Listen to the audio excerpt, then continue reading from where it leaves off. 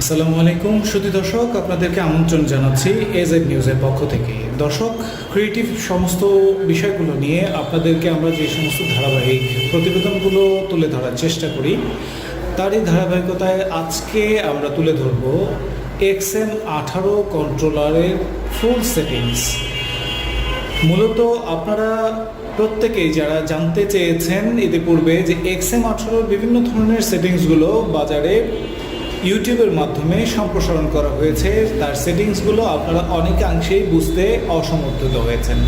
তো দর্শক, আমরা এখানে আপনাদেরকে একটু পরিচয় করে দিচ্ছি। প্রথমেই এটি হচ্ছে আমাদের XM18 ডাবল সার্কিট যে কন্ট্রোলারটি রয়েছে, সেই কন্ট্রোলারটি।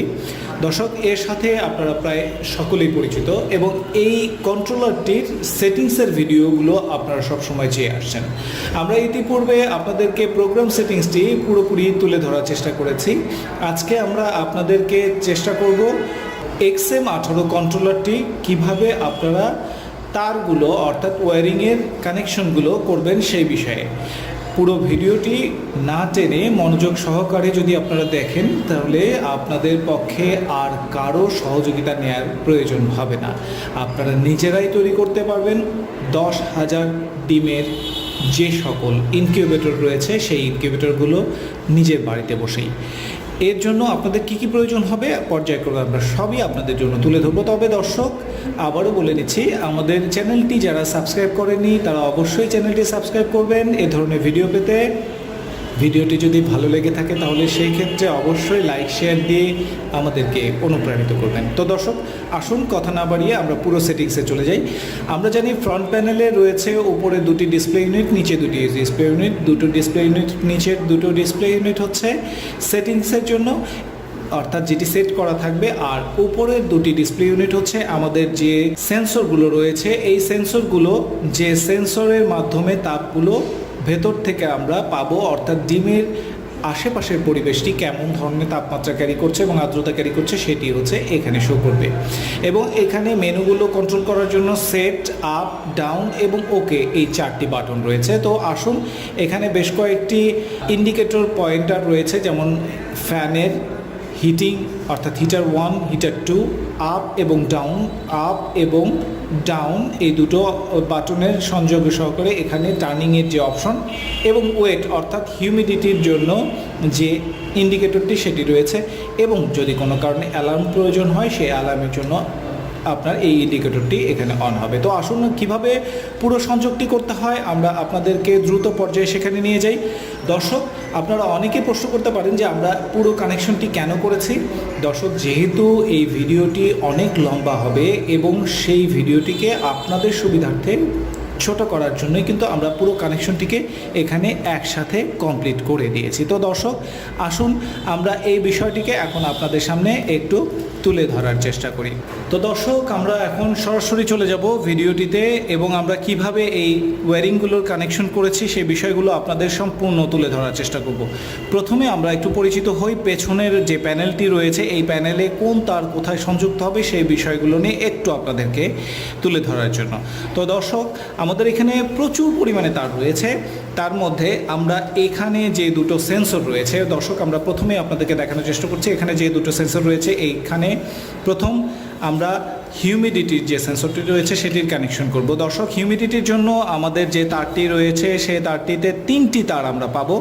প্রথমে হচ্ছে রেড অর্থাৎ ফেজ এবং হলুদ অর্থাৎ হিউমিডিটির জন্য হিউমিডিটি সেন্সর, এবং একটি নেগেটিভ অর্থাৎ ব্ল্যাক ওয়্যার।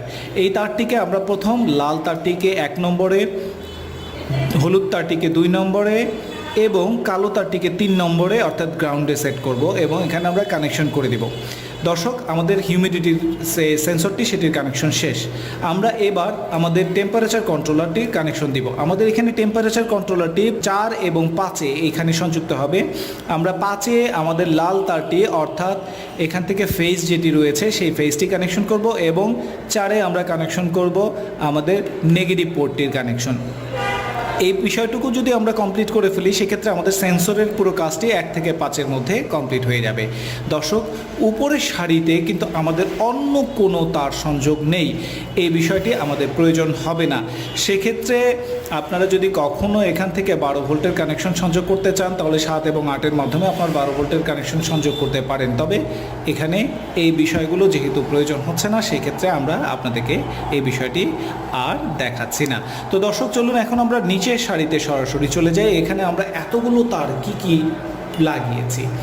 দর্শক, এখানে প্রথমেই যে বিষয়টি বলা সেটি হচ্ছে যে আমাদের সরাসরি কারেন্ট থেকে যে সংযোগটি আমরা দেব, সেই সংযোগটির মাথাটিকে আমরা 13 এবং 14-তে আমরা 13-তে পর্যায়ক্রমে ফেজ এবং 14-তে আমরা পর্যায়ক্রমে নেগেটিভ কানেকশন সংযোগ করব। দর্শক, এখানে আরও দুটি তার কিন্তু আমরা সংযুক্ত করে রেখেছি এই ফেজ এবং নেগেটিভের সাথে।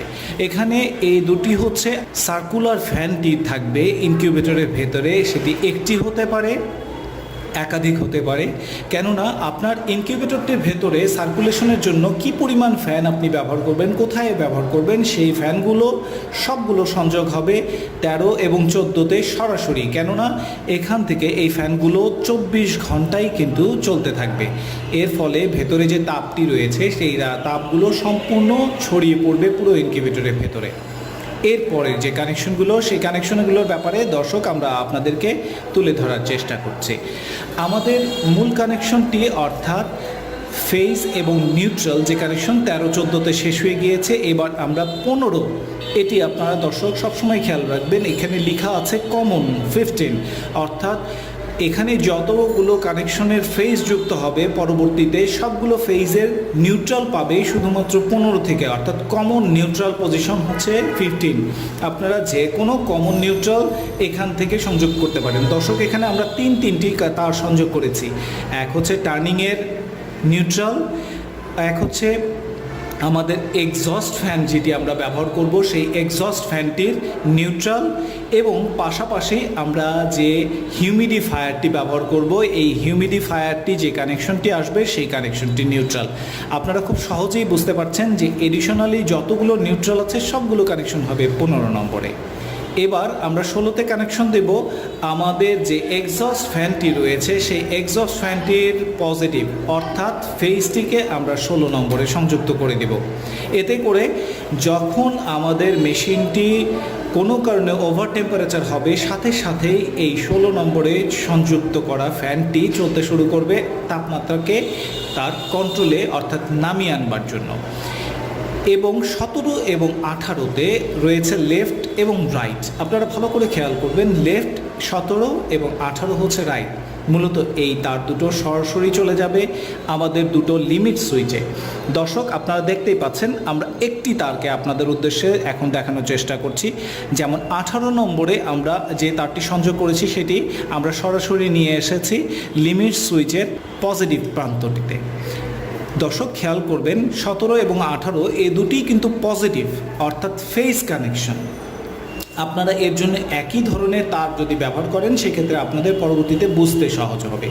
এজন্য আমরা নিয়েছি লাল তার, এবং এটি এসে যুক্ত হয়েছে লিমিট সুইচের এক প্রান্তে এবং অপর প্রান্তেও এই একই তার সংযুক্ত হয়েছে। আমরা এই লিমিট সুইচটি যদি না ব্যবহার করে সরাসরি ব্যবহার করতাম সেই ক্ষেত্রে অর্থাৎ আমাদের টার্নারটি কিন্তু একই দিকে ঘুরতে থাকতো, সেটি কিন্তু সুইচিংয়ের মাধ্যমে বন্ধ হতো না। এখন যে কাজটি হবে, আমাদের টার্নিংটি তৈরি করার পরে টার্নিংয়ের মাথাটি যখন এসে এখানে প্রেস করবে তখন এই লাইনটি বন্ধ হয়ে যাবে। তার অপোজিট যে লাইনটি আছে সেই লাইনটির মাধ্যমে কিন্তু টার্নিংয়ের জন্য কারেন্ট প্রবাহিত হতে শুরু করবে। ফলশ্রুতিতে আমাদের টার্নারটি কিন্তু উল্টো দিকে ঘুরবে। এটি হচ্ছে টার্নিংয়ের মূল মেকানিজম। সেক্ষেত্রে আমাদের এই লিমিট সুইচটির অপর প্রান্ত থেকে সরাসরি যে দুটি কানেকশন আসবে আমরা আপনাদেরকে দেখাচ্ছি। দুটি কানেকশন সরাসরি চলে আসবে আমাদের এই মোটরের এই ক্যাপাসিটরটির ঠিক উল্টো প্রান্তে, দুই পাশে সংযুক্ত হবে। এবং এখানে মাঝখানে যে তারটি এসেছে আমরা আপনাদেরকে আগেই বলেছি যে এটি হচ্ছে 15 নম্বর কমনে যুক্ত হয়েছে। এক্ষেত্রে আমাদের লিমিট সুইচ থেকে টার্নিং মোটরের যে কানেকশন সেটি পুরোপুরি কমপ্লিট হয়ে গিয়েছে। দর্শক, এরপরে আমরা যে কানেকশনগুলো দিব সেটি হচ্ছে আপনারা দেখতে পাচ্ছেন 19 নম্বরে ওয়েট, অর্থাৎ হিউমিডিফায়ারের যে পজিটিভ প্রান্তটি রয়েছে আমরা এখানে এই প্রান্তটিকে সাদা তারের মাধ্যমে দেখানোর চেষ্টা করেছি। দর্শক, এই তারটি এসে 19 নম্বরে সংযুক্ত হবে, নেগেটিভটি কিন্তু 15 নম্বরেই সংযুক্ত হয়েছে। এটির মাধ্যমে যখন আর্দ্রতা যে অংশটুকু আমরা নিয়ন্ত্রণ করার জন্য চাইবো, অর্থাৎ যদি আমাদের আর্দ্রতা প্রয়োজন হয় 60, সেক্ষেত্রে আমরা যদি 60 সেট করে দিয়ে রাখি, তাহলে 60 থেকে ঠিক 5 এখানে ভ্যারিয়েশন করা আছে এই কন্ট্রোলারটিতে, অর্থাৎ 55-তে আসার সাথে সাথেই এই কানেকশনের মাধ্যমে কিন্তু এখানে সরাসরি কারেন্ট চলে আসবে, ফলশ্রুতিতে আমাদের হিউমিডিফায়ারটি চলতে শুরু করবে। দর্শক, এরপরে আমরা সরাসরি চলে যাব হিটিং ইউনিটে। 21, 22, 23 এবং 24 এই 4টি হচ্ছে হিটিং ইউনিট। এখানে 21, 22 হচ্ছে হিটার 2 এবং 23, 24 হচ্ছে হিটার 1, অর্থাৎ প্রত্যেকটি ইনকিউবেটরে 2টি হিটারের অপশন এখানে করে দেওয়া আছে XM18 মাধ্যমে। কেননা যদি কোনো কারণে তাপমাত্রা অল্প প্রয়োজন হয়, তাহলে হিটার 1 দিয়েই সেই তাপমাত্রাটিকে কন্ট্রোল করবে। যদি সেটি অতিরিক্ত কমে যায় এবং শীতের সময় বা অন্য সময় আরও বেশি হিটের প্রয়োজন হয়, সেই ক্ষেত্রে হিটার 2তে আপনি যদি সংযোগ দিয়ে রাখেন, সেক্ষেত্রে হিটার 2 তার এক্সট্রা হিটিং অপশনটিকে চালু করে দিবে, যাতে দ্রুত তার সময়ের মধ্যে আপনার হিটিংটি কমপ্লিট হয়ে যায়। তো আসুন দর্শক, আমরা পুরো বিষয়টিকে আপনাদের এখানে বোঝানোর চেষ্টা করলাম। এখানে আমরা 23 এবং 24-এর মধ্যে আমাদের যে বাল্বের কানেকশনটি আছে, আমরা আপাতত হিটিং হিসেবে আপনাদেরকে এই বিষয়টি তুলে ধরার চেষ্টা করব দেখানোর মাধ্যমে। তো আসুন এবার আমরা সরাসরি কানেকশনটি প্রোভাইড করি। আমাদের এই কন্ট্রোলারটি কিভাবে চলে এবং এর মাধ্যমে আমরা কিভাবে কন্ট্রোল করব, সেই বিষয়টি আপনাদের পুরোপুরি তুলে ধরার জন্য। তো দর্শক, আমরা অধীর আগ্রহে আসলে এই পুরো বিষয়টি দেখার জন্য অপেক্ষা করছিলেন। আমরা এই মুহূর্তে লাইনটি কানেকশন করে দিচ্ছি। দর্শক, দেখতেই পাচ্ছেন আমাদের মেশিনটি উইদিন 5 সেকেন্ডসের মধ্যে কিন্তু রেডি হয়ে গিয়েছে। দর্শক, এখানে একটি ছোট্ট জিনিস আপনাদেরকে না বললেই নয়, আমরা কিন্তু এই মুহূর্তে লাইটটি খুলে রাখছি মূলত যে কাজটি করবার জন্য। সেটি হচ্ছে এখানে তাপমাত্রা, আর্দ্রতা কী অবস্থায় রয়েছে এবং এখানে বিপ কেন দিচ্ছে। দর্শক, আপনি খেয়াল করুন, এখানে আমাদের আর্দ্রতা সেট করা আছে 90 এবং তাপমাত্রা সেট করা আছে 38.0, কিন্তু আমাদের প্রকৃত তাপমাত্রা রয়েছে 33.8 এবং আর্দ্রতা রয়েছে 65, যার কারণে তাপমাত্রাও কম, আর্দ্রতাও কম, যার কারণে আমরা এই মুহূর্তে আমাদের আর্দ্রতার হিউমিডিফায়ারটি চলতে শুরু করেছে এবং বাল্বটিও জ্বলতে শুরু করেছিল, যার কারণে আমরা বাল্বটিকে খুলে রেখেছি। তো দর্শক, এই ডাউন অ্যারোটিকে একবার প্রেস করলেই আমাদের এই বিপ সাউন্ডটি বন্ধ হয়ে যাবে।